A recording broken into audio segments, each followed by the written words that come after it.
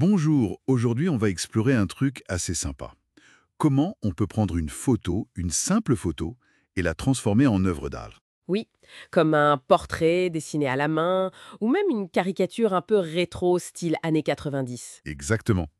Et le plus fort, c'est qu'on va voir comment faire ça avec la version gratuite de ChatGPT. On s'appuie pour ça sur des infos tirées d'une vidéo YouTube qui explique bien le processus. Voilà.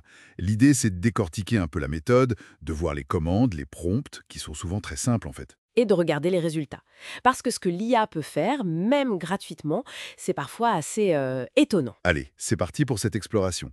Alors, première étape, d'après la source, c'est juste une petite vérif technique. Oui, s'assurer qu'on utilise bien une version de ChatGPT qui gère les images. GPT-4 est mentionné, même en gratuit, ça fonctionne apparemment. Ça évite de se retrouver bloqué. Ensuite, le processus est, étonnamment direct. Il suffit de cliquer sur le petit bouton plus pour ajouter sa photo. C'est ça. Et une fois la photo chargée, la commande pour un portrait dessiné, c'est tout simple. La source dit «Use this image to create a hand-drawn portrait». Juste ça, pas besoin de plus. Par contre, petit point mentionné, il faut parfois être un peu patient. Ah oui, surtout avec un compte gratuit, ça peut prendre quelques minutes le temps que ça génère l'image. C'est ça.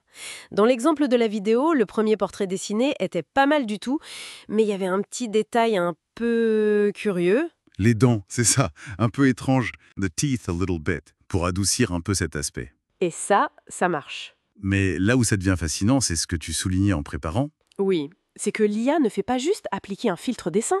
Elle va plus loin. Elle interprète vraiment l'image. Comment ça, elle interprète?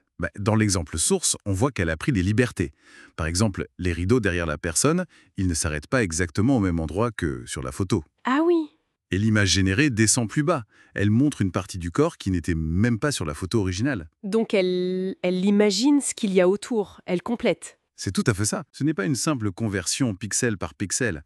C'est une génération basée sur l'image de départ. L'IA près du contenu neuf. Host speaker, elle va au-delà de ce qu'on lui donne. C'est assez fou comme idée. Carrément.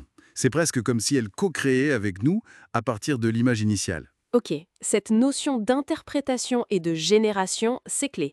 Voyons si ça se confirme avec l'autre expérience, la caricature. Ah oui, la caricature couleur style parc d'attractions des années 90. Un style très spécifique. Oui. Et là encore, un prompt descriptif fait l'affaire. Use this image to create a color caricature similar to what you would get at a theme park in the 1990s. La source suggère d'ailleurs de retéléverser la photo, juste au cas où, pour être sûr que l'IA reparte bien de la base. Bonne précaution. Et le résultat montré, Eh bien, c'est assez parlant. On a une caricature colorée, expert speaker qui respecte certains éléments. la couleur du polo, les cheveux gris de la personne dans l'exemple. Oui, mais avec les traits typiques de la caricature. Le nez exagéré, les oreilles aussi, et puis le cadrage est plus large. Il y a plus d'espace autour. On reconnaît bien le style parc d'attractions, effectivement. Et là, ce qui est intéressant, c'est comment l'IA a compris cette demande stylistique, non? Style années 90, parc d'attractions. Exactement. Elle ne s'est pas contentée de déformer l'image au hasard. Elle a appliqué un ensemble de codes visuels qui correspond à ce style précis. Ça rejoint ce qu'on disait sur la génération, en fait. Tout à fait. Pour faire une caricature de ce style, elle doit comprendre ce qui la caractérise. L'exagération de certains traits, une certaine palette de couleurs peut-être, un cadrage particulier, Et elle génère une image cohérente avec tout ça. quitte à amplifier ou même à inventer des éléments pour coller parfaitement au style demandé.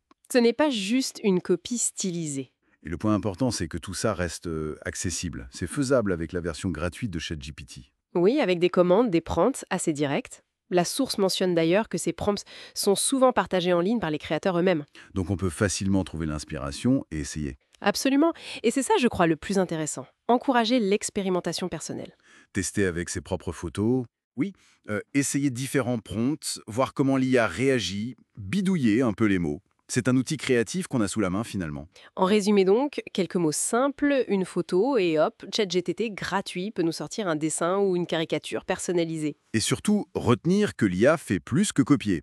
Elle interprète, elle génère, elle applique un style de manière assez sophistiquée. C'est assez bluffant. Et ça ouvre une question pour la fin peut-être. Si l'IA peut non seulement imiter des styles complexes, mais aussi, comme on l'a vu, générer des détails au-delà de l'image source. Oui. Qu'est-ce que ça nous dit sur la définition même de la créativité? Et comment ça pourrait changer la façon dont on crée des images personnalisées à l'avenir? Bonne question, une piste de réflexion intéressante pour conclure.